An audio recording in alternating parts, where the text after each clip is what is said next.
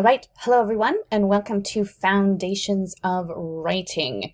We had a look last week at some strategies, some authors, some programs around writing, and now we're going to look at some of those foundational concepts around writing. Now that you hopefully have a little bit of an idea around what is writing anyways. Okay, so hopefully you have seen this pyramid before. So as illustrated in the pyramid, the building blocks of written expression can be divided into two main groups. So you have the writing processes on here on the yellow side. So writing processes, writing conventions, things like your spelling, grammar, capitalization, text structures and genres, letter sounds and phonics, spelling and word study, and concepts of print. On the blue side, you have oral language related skills. And I think sometimes we forget about the importance of oral language when we talk about reading and writing. But as I know you learned in 371, oral language is a huge part of literacy. And so we need to be looking at how our oral language can be supporting written expression. So again, oral language, vocab, phonemic awareness, it keeps coming back, and knowledge building in there. So that's ultimately what we want to be developing when we are developing our writing programs, our writing time, our writing lessons. Okay, so I want to start with oral language and stories. So oral language is crucial in literacy development, as it is really the first way that we engage with language as a baby, and how we ultimately engage in language as adults. So we continue to use oral language, like I'm doing right now, to communicate our entire lives. So we use oral language on a daily basis to tell stories. We are story people. Even if you say, hey, guess what I did on the weekend? Or I went out camping, or I went out and saw the beautiful fall leaves and it was amazing. Those are our stories. Those are an expression of who we are. And it really, stories have become an honored position in society, telling of stories. So just we're going to read you these quotes. Those who tell the stories rule the world. And it's attributed to Hopi Indians. And you're never going to kill storytelling because it's built in the human plan. We come with it. Famous Canadian author Margaret Atwood. So we are built for stories. And a lot of our stories are shared through oral language. Okay, I want to talk about oral storytelling in Indigenous culture. I know you probably have done lots of this with Christy, but the storyteller in most Indigenous cultures, and not all, but in most, is a really prominent role. It's a very honored role in the traditional lives of Indigenous people. It's seen as sacred. It's not an entertainment role, but very sacred. The storyteller has a responsibility to share culture and morals and ideas of that culture from generation to generation. And the Stolen Words book that's, I think most of you heard in 371, is where the grandpa, his words were stolen. His language was stolen when he was forced to go to school away from his Indigenous culture, and his granddaughter finds his language again and gives it to him. And it's a really beautiful moment. If you haven't read the book, it's in the library. It's worth having a look through. Stories also really externalize human plights, and it teaches the young or the next generation the moral values and the social conduct of the particular culture. Now, oral tradition, oral telling of stories was equal to the story being written down. In our modern culture, we now sort of place a higher value, let's say, on stories that are actually written down, because they appear more permanent, and somehow they appear more true to us. But in most Indigenous cultures, and again it varies within the cultures, oral storytelling has equal value to the written account. So, oral language and writing. Well, you might say, yeah, but, what does that have to do with writing? So, tapping into our students' stories is at the root of writing. So we want to tap into our individual students' stories, because if they feel connected to their story, which they do because it's their story, then their writing will be way more successful.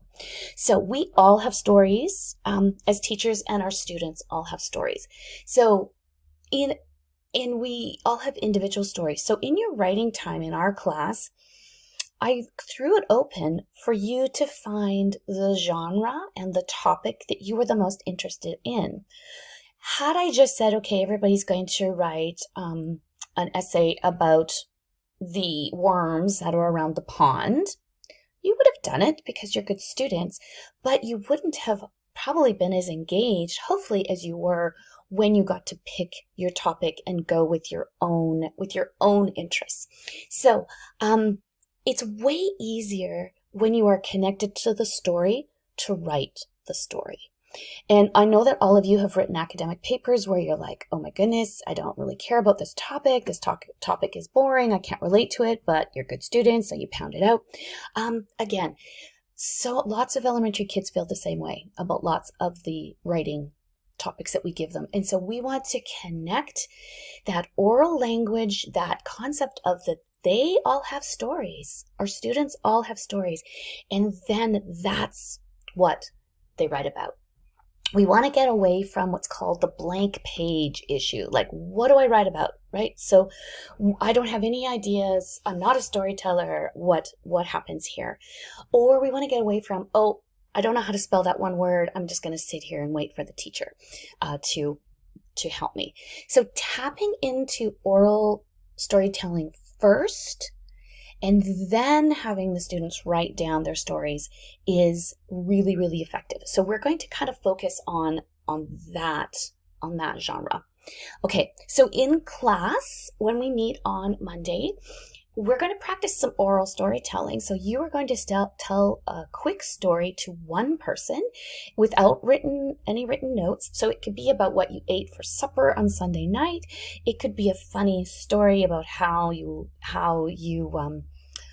just any funny story about anything in your life. It can be a serious story. It can be a poem. But we will be doing that on Monday. So we'll have time. Don't worry. You don't have to prep anything, but just so you know what's going to happen then. Okay. So we all have stories. Our students all have stories. So now the trick in writing in elementary is, how do we get students to actually write these stories? What do we have to know about writing to be great writing teachers? Okay. So that's now what we're going to spend a little bit of time on. Okay, our classrooms need to be a place of support for writing. I'm just going to read the quote on the slide. All problems with writing and performing come from fear. Fear of exposure, fear of weakness, fear of lack of talent, fear of looking like a fool for trying, for even thinking you could write in the first place. It's all fear. If we didn't have fear, imagine the creativity in the world. Fear holds us back every step of the way. And that's by author Lily King of Writers and Lovers. Okay, so our classrooms, again, need to be a place of support for writing. When we focus on all the things that the students have done incorrectly, things like, this isn't spelled right, grammatically this is incorrect, this doesn't sound like me as the teacher, it doesn't encourage our students to take risks, to be creative, to find their own voice, and to write about something truly authentic, which is ultimately what we want in a writing program. What we get from students when it's not a place of support is mediocre work, and really lame paragraphs about squirrels that they don't really care about, and that we have to read lame paragraph after lame paragraph as a teacher. What we want is our classroom to be a beautiful place of art and a beautiful place of creation. And if there's pleasure in the process, it will get better each time. Students will buy in and their writing will improve immensely over the time. So you want to create a place where writing is fun and safe. So sometimes writing in journals, like you say, okay, well, we'll do some journal writing. But sometimes that blank page can be daunting, right? They go, I don't know what to write about in my journal. So you have to give them some scaffolding to get to that place of writing. Kind of like what I did when I said, okay, I want you to do some expository writing or narrative writing, or I want you to write a graphic novel. So I gave you a little bit of scaffolding and then sent you out into the world of writing, hopefully in a supportive writing environment. Okay, so I went to a session at the International Literacy Association conference a few years ago by Laurie Halse Anderson, and she is a young adult author, young adult literature author. Let's try. She wrote Shout, Speak, Chains, Winter Girls, and I loved her session. I'm going to share some of her insights about how to teach writing. And she says we need to teach writing in elementary the way real writers write. So I'm going to kind of go through what she spoke about at the conference. She said we don't want to simply tell our kids what to write, just like an editor does not simply tell an author what to write. The editor guides the author to improve on the areas that need improving and praises the author for the areas that are truly fantastic. Okay, so act like an editor when you're teaching. She said, always put a happy face somewhere on the student's writing. That might be their motivation. Okay, so a little happy face. Yeah, that was amazing. Always something positive in there. Okay, don't push your students to your voice or to a beige voice. Let the students have their own voice. I know if you've ever taken a class from Deborah Forbes, and I'm sure that she has railed against, when you go into elementary schools and all of the art projects are on the wall of the snowman or Santa Claus or whatever it is, they are all exactly the same. And the teacher is, super proud that they're all exactly the same because the students followed the steps. We don't want all our students writing to sound the same. We want them to sound like them because they are the author. We don't want it to also be beige, to be boring and beige, right? So encourage the student's individual voice.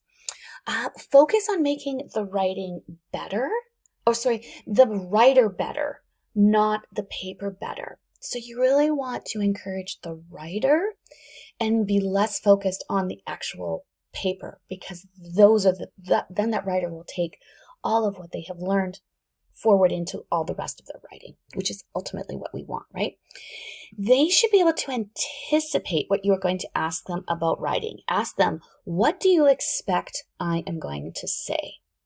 So if I asked you individually how you could improve on your assignments, you would probably know, right? You'd probably be like, yeah, I could have put a little bit more effort into finding some more resources, or yeah, I could have, developed this idea a little bit better. Same with the students. They know their strengths and their weaknesses. So even ask them, what do you expect I'm going to say? And probably it will line up. And then it validates that student, and you can then move forward as a team instead of you just sort of hammering on the student about what is incorrect. The whole writing process should start with a feeling, a curiosity, and a desire to research. But writing and revising all the way through. Okay, so oftentimes, what does writing start with? It starts with us giving them a worksheet or a topic or a little frame with 6 lines to fill in.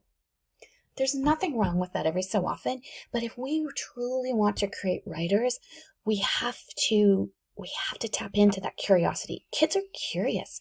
So let's tap into that curiosity and let's let that be the basis of our writing, not the worksheet that has a squirrel on it and then we fill in the 6 things about the squirrel. I don't know why I'm on it. I like squirrels. I do like squirrels, but I think it's a good thing. Like, it's kind of like, do we all like squirrels? Would I want to write about a squirrel? Not necessarily. I like to see them, but I don't necessarily want to write about them. Okay. Just write just have the kids write what they want to say. When they're first getting those ideas down, kind of like what you saw me do in the modeled writing, there's the word, modeled writing, is we don't want them to judge spelling, words, grammar, anything like that. We just want them to get the ideas down. Okay? All of those things will come later. but the ideas are the important. Just write. Just get the kids to write. The hover instead of rushing. Get over the rush to cover so much and hover more above a particular work. And it might seem, when I say we want them to write, I want them to write a lot later on in this lecture, you might go, yeah, but that's contradictory. It's not, because they're revising and coming back to that writing and making it better. That's what real writers do. The books that we see Laurie Halse Anderson here publish, she said those took like 7 years to write, right? And so I think sometimes we look at these and we say, oh, that's what I should be writing right off the top. No, absolutely not. So hover over a work a little bit longer rather than just rushing through all of the different genres. Don't let students judge as they create. Let them create and then judge. And ultimately, you are the bridge. You're the bridge between the students and the text. They need to see us writing and see the writing process as a process and not a product. Okay, so the books, when they see a book, that's a product, but they rarely see the process. So for you to be able to demonstrate that you are writing and revising, kind of like what I did when I wrote on the board and I misspelled some things and I said, oh, I'm not quite sure about how to use those quotations, but I'm just going to get my ideas down. When the students see that you also are doing that, then they are empowered to also emulate that in their writing. And then they just get more and more ideas down, which is ultimately what you want to do. Okay. These are thoughts from Penny Kittle around the whole idea of kids writing about topics that they're interested in. And she says sketchbooks are an amazing thing to introduce because the students just write down any idea in that sketchbook that they have for a writing project. Now, they may have 10 things written in there, and 9 of them might not be very good or might not go anywhere, but doesn't matter. That one gem, though, that the kids are like, oh, that's super exciting, they then grab that. But that thought might get lost in the thick of so much information. So have a sketchbook. Again, it can just be, you can see here, it's just a good old little scribbler. It can just be scrap papered, again, stapled together, where they put it in there. This is where they can write, they can draw, they can frame a story, they can put down characters, they can put down ideas that they thought were cool from a blog that they read, or a Snapchat, or a TikTok, or anything, any idea where they go, that's really cool, I really like that idea. Boom, it goes in the sketchbook. Okay, this is their writing lifeline. She calls it their writing lifeline because this is where, when they have that blank page in front of them and they go, I don't know what to write about, they go to their sketchbook and they find something that they go, oh, that was super interesting. Okay, it's a place to stumble on ideas. I love that idea. It's a collecting place, a place to stumble on ideas. It's a place you go, it's like your playground. It's like your writing playground where they just have all of these fun tools and ideas in there. If they get stuck, even just have them draw a stick person and be like, what do you want to say to somebody today? And do some bubbles or things like that. One thing she did with older students, like grade 5s and 6, is she had them draw a stick person and then she had them denote scars in their life. So what are things that hurt you in the past? And she said it was amazing then what hurt you. And then you can also do what are the great things in your life, and then you can do something like that. But again, the sketchbook is just a place to put ideas. This is not anything that you ever mark. This is not for marks ever, because what it does is, as soon as it's for marks, then they will worry about putting things in there that they think you want to see. Okay. This, when the kids have a sketchbook, this isn't a journal. Journal is different. This is just a sketchbook for ideas. What it does is, when they have that sketchbook, is it gets rid of what she calls blank page-itis. And this is, if you know the musical Hamilton, this is Lin-Manuel Miranda, and he wrote these, Hamilton is like super, super popular in the musical theater world. And he said, I wish writing were really like the way Andy staged it here, with me in a mania, all nicely dressed, at a desk while a group of people stand around cheering in awe. More realistically for him as the writer of Hamilton, he said, it's me pooping around on Twitter until I get an idea, right? So many of our kids waste time just trying to come up with an idea.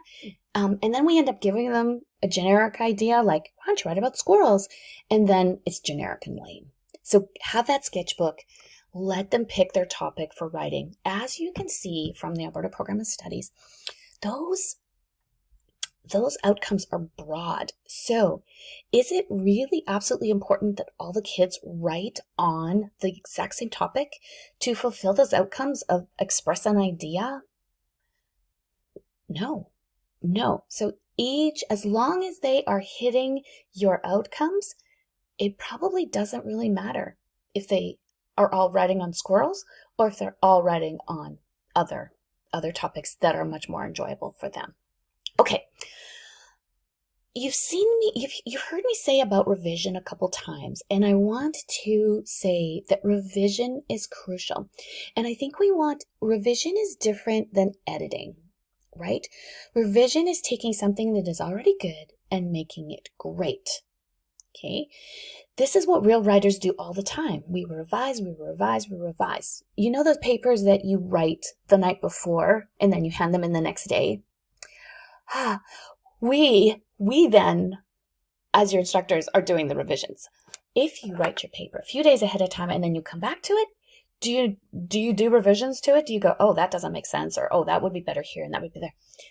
The paper is already good, but revising it makes it even better. Okay, so revision is clarification, not correction. So you want to clarify an idea. You want to clarify where the author is going. Real writers, again, revise all the time. And students need to reread their own writing all the time. I think lots of times in elementary, they do the worksheet, they fill in the squirrel with their 5 things about squirrels, and then gone. They never see it again. What we're now trying to think about in writing is we need to let kids see their writing and really go deep with one piece of writing, and then we encourage them to move on, right? But we want them to keep coming back to that one piece of writing to make it better, because that's what real writers do. They don't write something and then boom, it gets published. Absolutely not. It gets lost if they don't keep coming back to it. Okay, so I just put an example in here. Here's a piece of writing that a child has written, and then they've gone back and revised. This is Penny Kittle's, one of her personal writing, where she's, written something down and then she's gone through and put in all sorts of crazy things in here. This is Lin-Manuel's actual writing of You'll Be Back. It's the king from Hamilton. And you can see he has revised, scratched some things out, moved some things around, that kind of thing. So if we really want to teach writing as real writers, we have to let them revise and have a bit of a go with their work. Okay, to ensure students become excellent writers, these are some general ideas for you as a teacher going into developing a writing program. Demonstrate that you are a writer who always writes with a reader in mind. Okay, so you want to also connect writing to reading through literature. So you want to, when you're reading books to your students, you can even be like, oh, I love how they use personification here. That is so cool. It really makes this particular character really come to life. Again, you want to show them that you actually write as well. So if you give them writing time, if you can, and I know it's really tempting because you got a lot to do as a teacher, but if you can sit and write with them at the same time, it's powerful. It's a powerful thing for them to see you writing. Okay. Second bullet, guide students to choose topics they care about and give students time to talk and write about them. Let them talk it out, let them put stuff in their sketchbooks, and then let them sink in. Give them that time. Teach strategies to draft, revise, edit. That's where you're going to go after your spelling mistakes and your grammatical errors and your capitalization. And publish. Again, remember, publishing can simply be taking that story, staples, and putting it in the library, in your in-class library. Rely primarily on regular conferences with students to assess. So they bring their writing to you in that conference time, that guided reading or writing time, and that's when you dive in. And I'm going to talk a little bit more about that later. Make writing real. So that's what I tried to do with your writing assignment, was making it real. Get them to send their writing to newspapers. Get them to send it to go into a poetry slam, a writing contest, actually having an audience. Real authors and writers they don't just write for themselves, they write with an audience in mind. So we need to teach our students to write with a real audience in mind. That was part of the Peachy Coochie presentation rationale, is we wanted you to be creating this with a real audience in mind and then to actually do it. And so again, it makes it real. It makes it real versus just, oh, this is just for the teacher kind of thing in there. Okay. Spend less time on stuff of writing, the grammar, the spelling, the capitalization, and more time on just writing. They absolutely need the stuff, but the stuff makes way more sense when they're invested in the writing. If you just do the stuff, like the spelling tests, the random vocab words that are pulled from nowhere, they're not going to be as invested. But if you're you're going to send this to the president of Medicine Hat College, we're going to have to make sure that everything is spelled correctly. So let's go through this now with the fine-tooth comb. But the beginning is get them to write. Just get them rolling. Teach writing skills in context, not isolation. Sometimes isolation is okay. So sometimes they just need an explanation on a semicolon and a colon, right? It's like, here's my little mini lesson. But it could also be, I've been looking at your writing and lots of you are wanting to use semicolons and colons, but I need to teach you how to use them so that you can use them in your writing. Then you do a little mini lesson that's focused on what they need right then, so that they're not learning about semicolons and colons and then not ever using them in their writing. Okay, so try to not just teach concepts in isolation so much. Make writing part of all curriculum. Again, science, social, math, that's that literacy across curricula. And because they can be writing in all of those subject areas, and it will ultimately improve their understanding of all those areas as well. Students should become effective and joyful writers and communicators. When you think about your own writing, do you think about joy? No, you think about, I just pounded this out because it's due, right? In elementary, we want to create those joyful writers, or when they get into middle school and high school, it's going to be a slog, right? So create those joyful writers so that they love to write. Connect reading and writing. All the time, be connecting. What are you reading? How could you then what did you like about how that author portrayed that character or moved the plot along? How could you use that in your writing? So there shouldn't be a disconnect between the reading and writing. There's got to be absolute connection. And our best writers are usually our best readers. So Stephen King, here's a quote. If you want to be a writer, you must do two things above others. Read a lot and write a lot. There's no way around these two things that I am aware of. No shortcut. Okay, let's jump into some actual how can I actually teach some writing skills in my classroom based on this, joyful writing, creative writing, personal writing. Okay, so you do as the teacher have to know some particular terms. So I am just going to cruise through these so that you have a sense of what these are. So transcription skills, if you hear somebody talking about transcription skills, This is handwriting and spelling skills to convert ideas into written letters and words. So this is keyboard. So for example, when these are fluent, then your mental energy is freed up to focus on expressing items. So they need their handwriting. You want to be working. Their handwriting needs to be good. Their spelling skills need to be so they can actually get something down. And if you're using keyboards, they should have some decent keyboard skills, so they're not doing this. They can use invented spelling to get their ideas down. They can use point form. They can use pictures in order to get those ideas down. Okay, word choice. Again, word choice is a wide range of vocab. So for example, this really helps them express their ideas, produce rich texts, and select words for different genres. So again, they need to have an understanding of word choice. Sentence conventions. This is a skill needed to produce coherent sentences. So they do need to have some sentence convention. They need to know it has to start with a capital and end with a period. But again, teaching that through their actual writing. Paragraph construction skills. They do need to be able to construct a related, logical, organized paragraph. They need to know some different genre and text structure skills. So they recognize and reproduce key elements of different genres. So this is what you guys did. Narrative is where the purpose is to retell, to recount, to describe, to express. Persuasive or opinion is to persuade, to advocate, to recommend, to argue a point. And informational or explanatory is to explain, to inform, to instruct, to analyze. So again, you do have to be aware of all of these things so that you can be supporting the students. So when they're writing a narrative piece, you use that word. You're writing a beautiful narrative.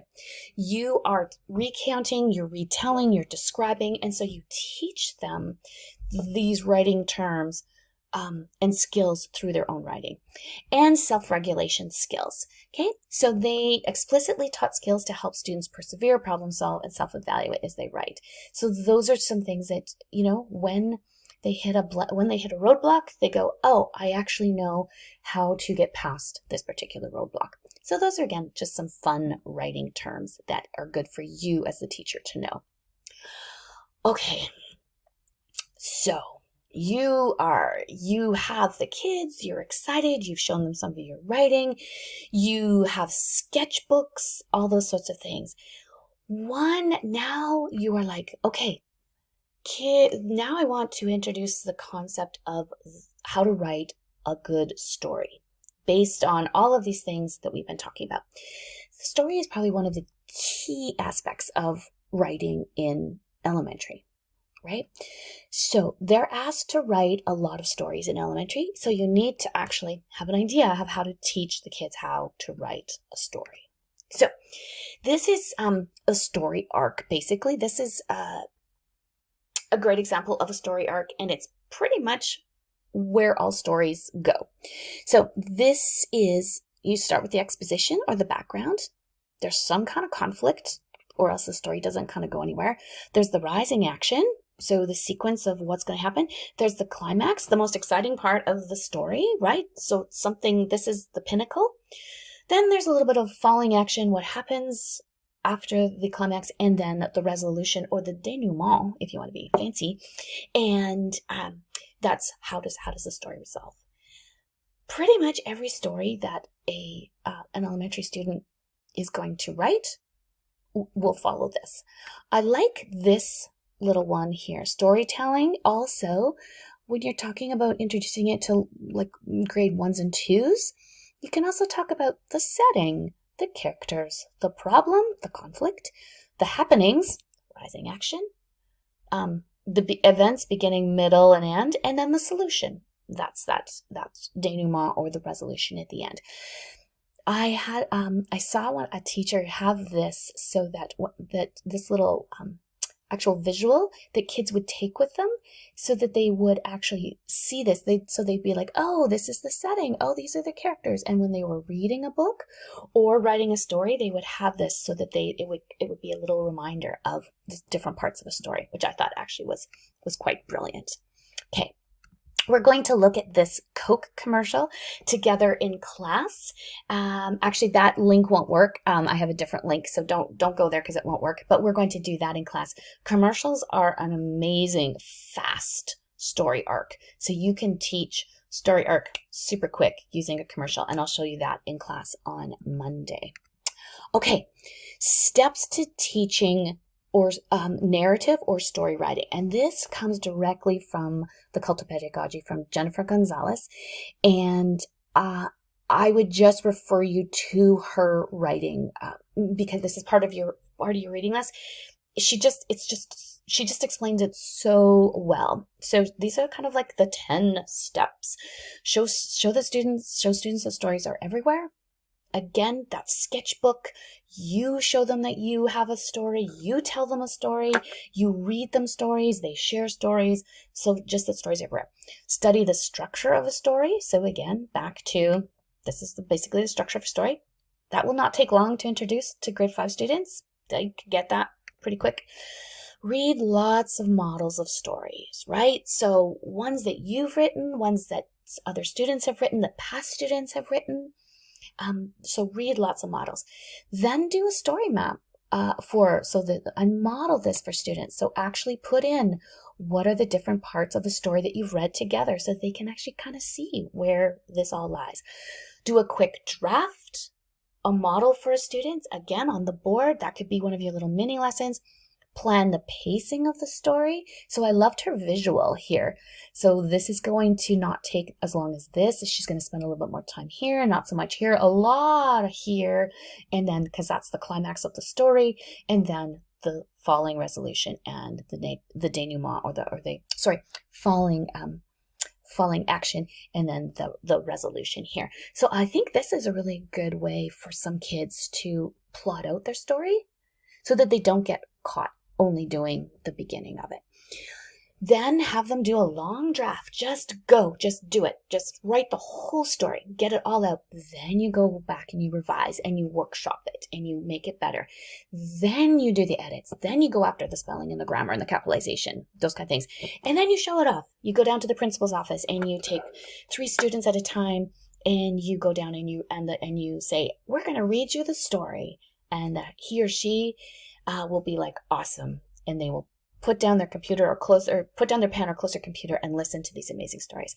So again, that's like really, I mean, it's pretty doable. I think you can probably, again, picture what's going on here.